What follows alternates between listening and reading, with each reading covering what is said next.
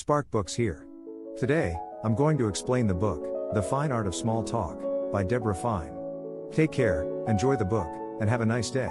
The Fine Art of Small Talk, 2005, offers practical advice for cultivating conversation skills. Drawing on anecdotes from the author's own journey to becoming a confident small talker, these sparks will teach you how to initiate, sustain and exit conversations with ease and grace.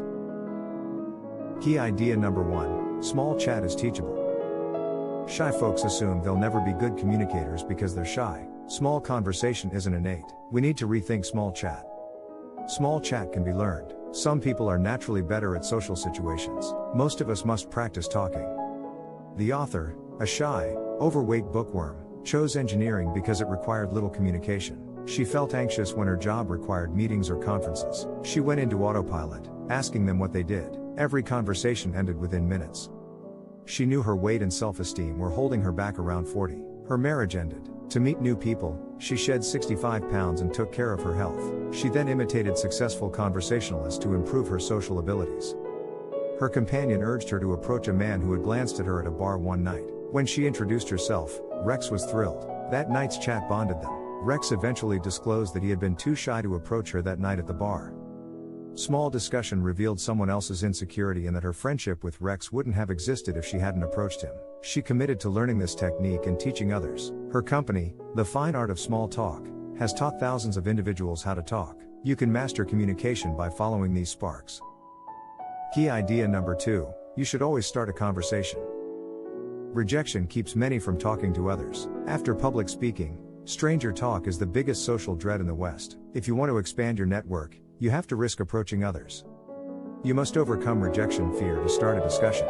Realize that most people appreciate your effort to talk to them, shy individuals especially. Approach folks who are alone or have made eye contact. Starting a conversation is easy after you've gained confidence. Smiles are usually reciprocated. First, smile and make eye contact. Introduce yourself. Hi, my name is Tracy, you say, shaking hands. Hi.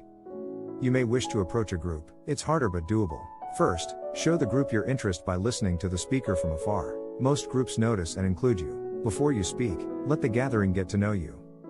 Not talking can make you seem haughty or aloof. At corporate gatherings with a buddy, the author saw Bob, the senior vice president of a reputable company. Bob's confidence unnerved her, so she didn't introduce herself. After becoming an engineering salesperson, she pitched Bob her employer's products. Bob rejected her sales offer, accusing her of neglecting him. She learned that day that introductions are always good. Key idea number 3, learn names and prepare icebreakers to lead conversations.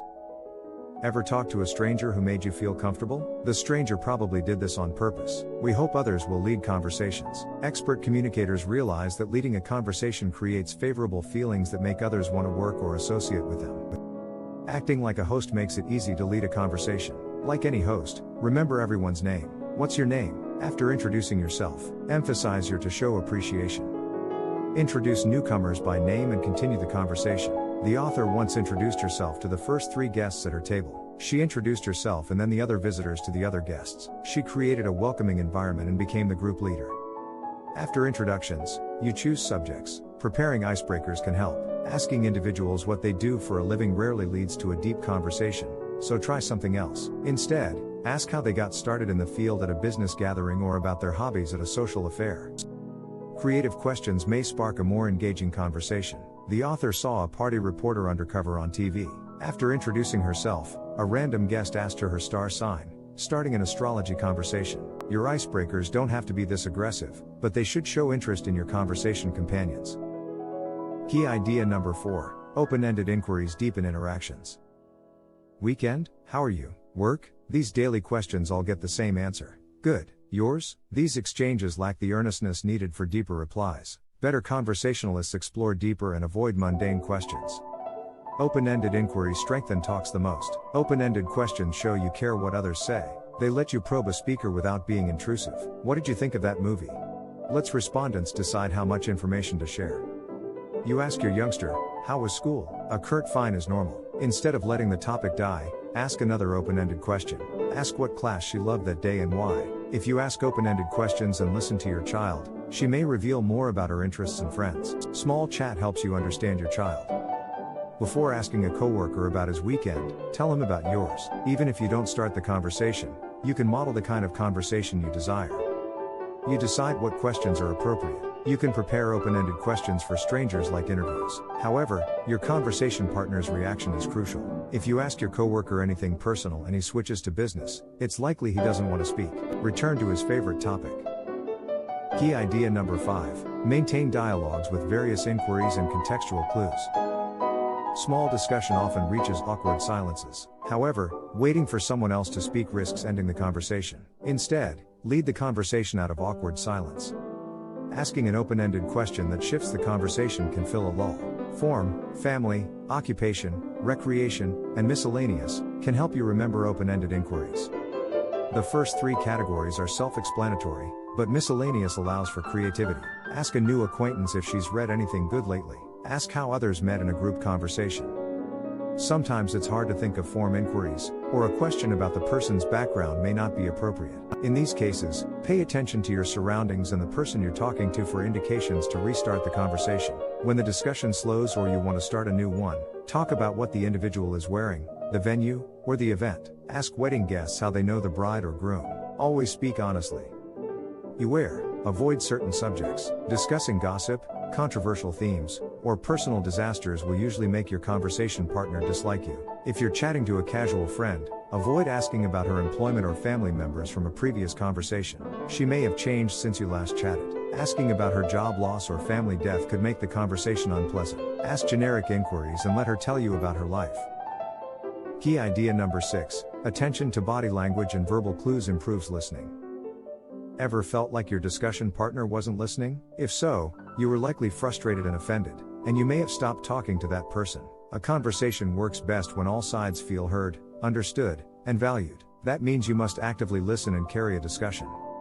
Even if you listen well, make sure your conversation partner feels heard. Body language can demonstrate attention. Avoid crossing your arms or hunching your shoulders. Instead, lean forward, nod, smile, and make eye contact to show engagement.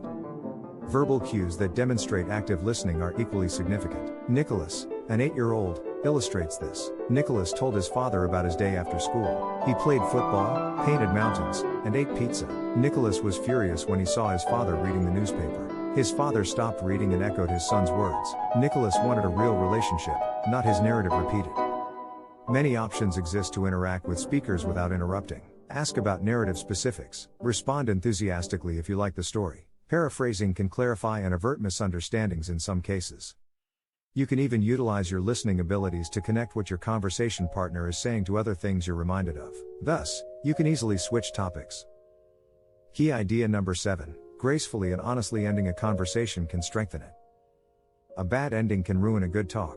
Whether you're charmed or bored, leave every conversation gracefully.